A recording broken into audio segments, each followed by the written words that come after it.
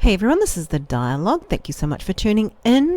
If you would be so kind to support my Patreon page where I have about 3 or 4, 5 videos up at the moment, that would be fantastic. Go ahead and read my content there if you're interested.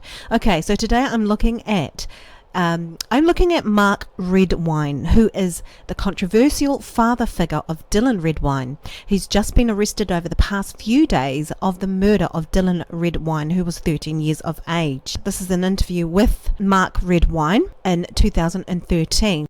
His son went missing all of a sudden. At that point, there has been no body has been found, but since his remains has been found. So we're now going to look at Dylan Redwine's father, Mark here, and we're going to look at his micro expressions and some body language expressions, and also his demeanour and his psyche. So, without further ado, here we go.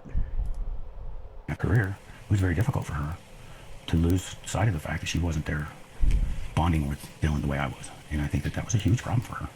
And I think that that has been a problem for her for a long time now. Her is the mother. They're no longer living together. They've divorced or on the proceedings of divorce by that particular stage. There's a lot of animosity, especially from the father's point of view towards the wife, but the wife can't stand him either. And you'll pick up through this interview just his contempt for his wife. This is where the father's talking about how they would go off on trips, sports trips together. Specifically the bills. And, you know, it was just something that Dylan could add to his list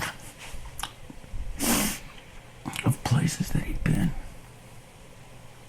There is a degree of emotion going on, but it's really hard to ascertain whether this is crocodile tears, whether it's true genuine emotion, sadness, grief for the fact that Dylan is no longer with him, or whether it's conjuring up emotion such as acting. It had to do with professional sports.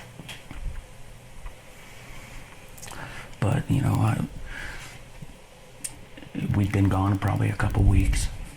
You know, he was in a hurry to get back because he wanted to spend time with his friends. He actually wanted to come here first and spend time with his friends, but we were coming in from the east and we were traveling through Colorado Springs. By the way, this is in Colorado, near Colorado. And that, you know, we just contacted his mom and make it so that she didn't have to drive over here or whatever, because she was obviously starting a job at some level. Which we all know is Colorado College. I mean, I don't know why she tries to hide that from everybody, but obviously she's trying to hide it from him because there's a degree of fear. Again, he's bringing her up right throughout this 40-minute interview. He brings up her a lot. Apparently she doesn't want me to know where she works. It's not a real stumper. Okay, so we'll see right there, we've got a contempt. So there's a lot of contempt for her. Eyes down, and there's anger there as well. We dropped Dylan off. And then, you know, I didn't see him again, I don't think, until the date of the court hearing in September. I always try at least once a week to contact him. You know, I'm not going to nag him to death. I'm not going to call him every 5 minutes till he returns my calls. I can text him, I can leave a voicemail. You know, I leave it up to him to respond to me when he wants to. Okay, so his demeanour, there's a real sense of contempt, even against Dylan, his son. There's no real sense of lightness. He's a very serious man. Not once does he break a smile in this interview. He really is incredibly serious. And he does seem to be very serious about his son and ex-wife. And that's concerning. But I don't think. That mouth closed, that means he's hiding things. That his environment was very conducive for that. Okay, again, it's a dig at the wife, the ex-wife. I don't know how else to put it. I mean, you know, there's not a day goes by that I am not hopeful that we will find Dylan. Throughout this whole interview, it's really disconcerting because he shakes his head when he's making an affirmative comment or statement. Yet he shakes his head, and it's all the way through. There are some times when he's congruent, but all the way through, he sort of shakes his head to everything. So it's confusing, to be honest. There was a bit of contempt when he was talking there. I would like you to use your ears now, because there's a real sense of weakness with his voice, and that, for me, is alarm bells. That's a red flag. That tells me that this man is holding back, is not giving his fullness here. And yes, it can be that he's in grief and that you just hold back. It would always be your full voice coming in and then your weak voice. But with this guy, it's full weak voice. He's really holding back. And he seems to have a really flat affect. His personality, his demeanour is very flat. There's a monotone voice as well. That's also a red flag for me. It's just one sort of measurement tone, which is a red flag. We need Dylan home. We were talking a little earlier. What do you want to say to whoever has Dylan? Let him go. Drop him off at the closest police station. Take him to a Walmart. Dump him off. Let him be. Let him go. Even that's alarm bells right there. He's not pleading.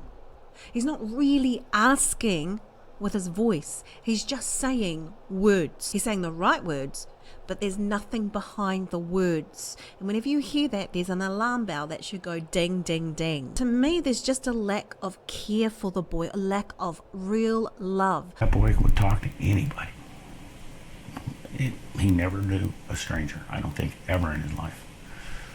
So he's very outgoing, very different from our older son, Corey.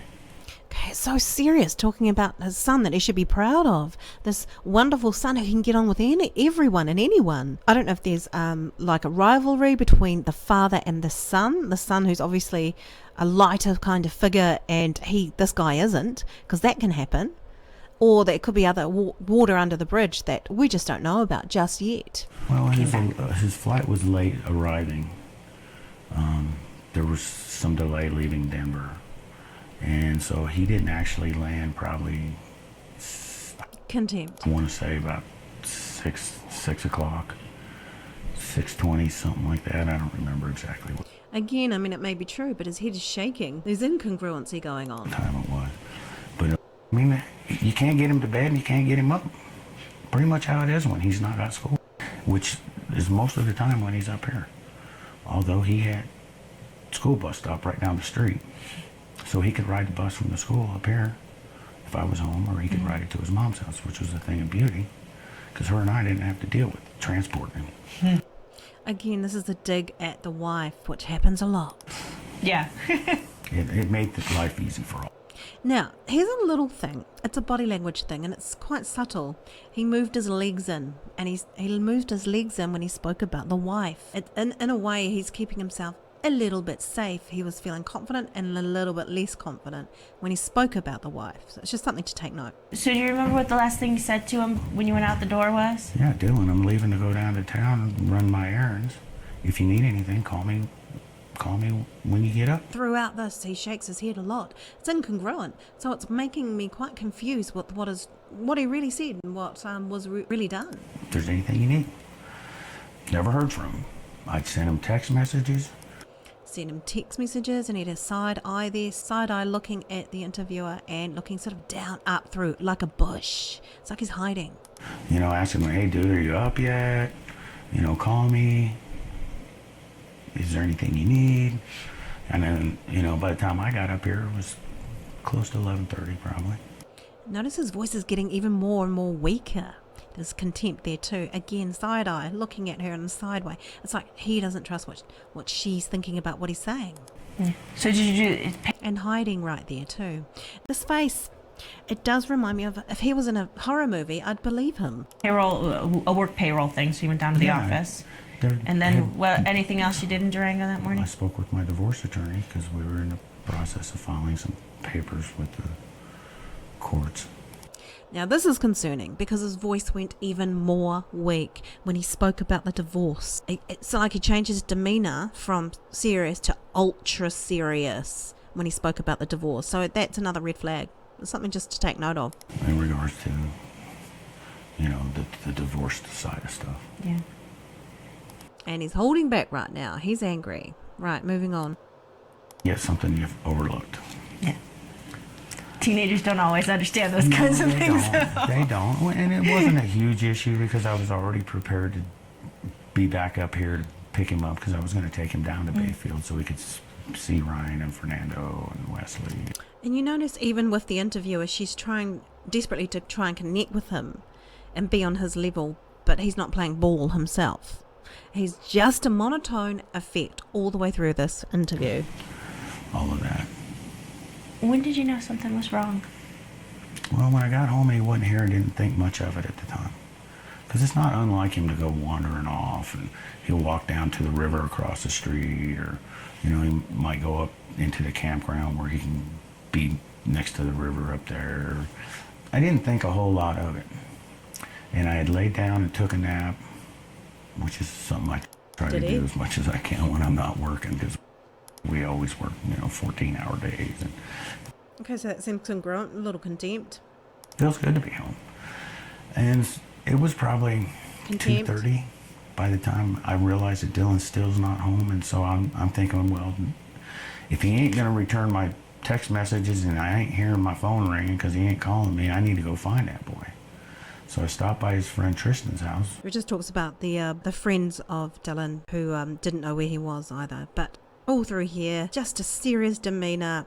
Those eyes are very, very piercing. If I was the interviewer right there, I'd probably be fumbling over my words. And first words out of their mouth, we haven't heard from Dylan all day. That's when it hit me. Just something wasn't right. And I immediately went to the marshal's office in Bayfield.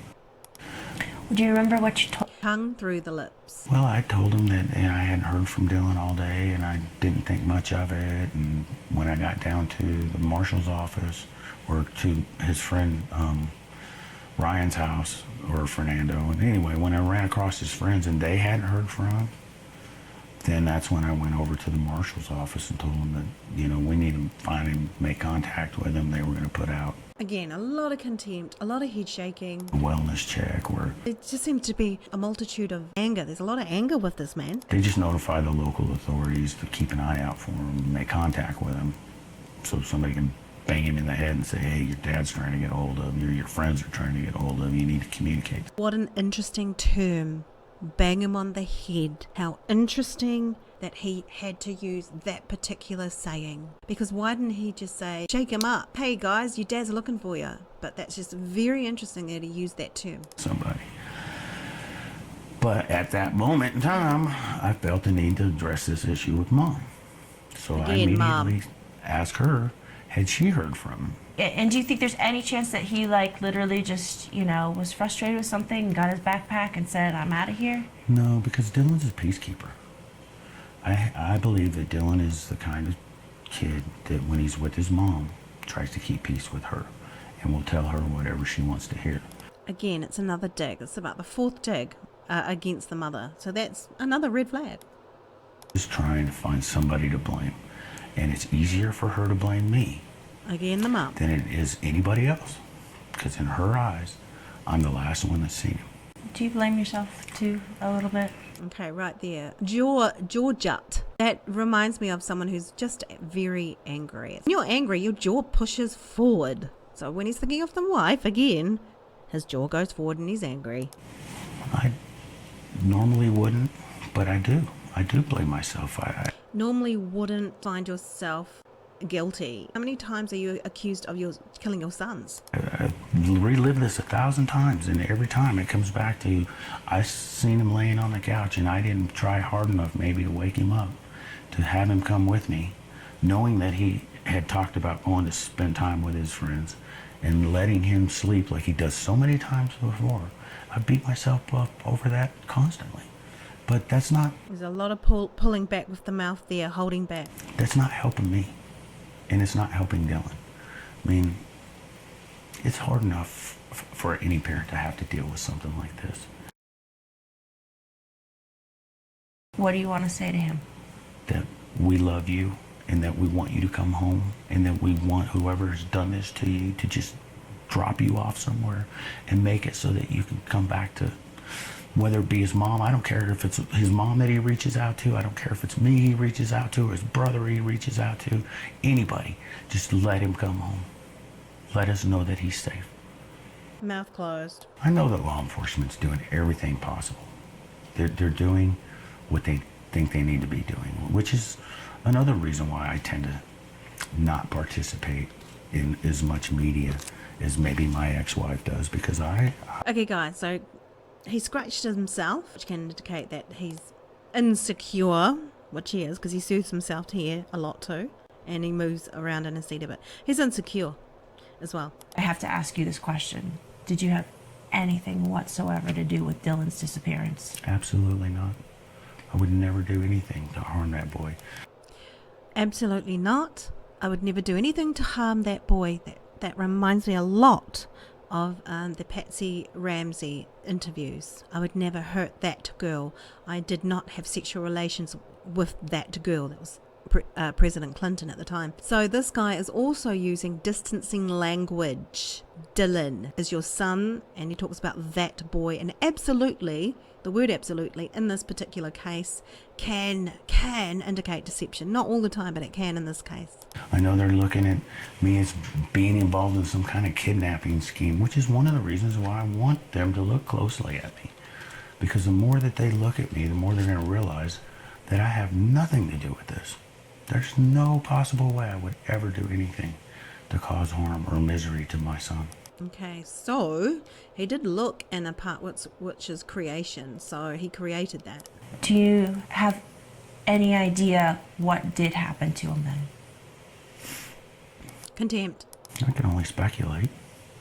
And Insecurity. it's hard for me to voice my opinion as far as that goes. And that's true. That's why his voice went all weak.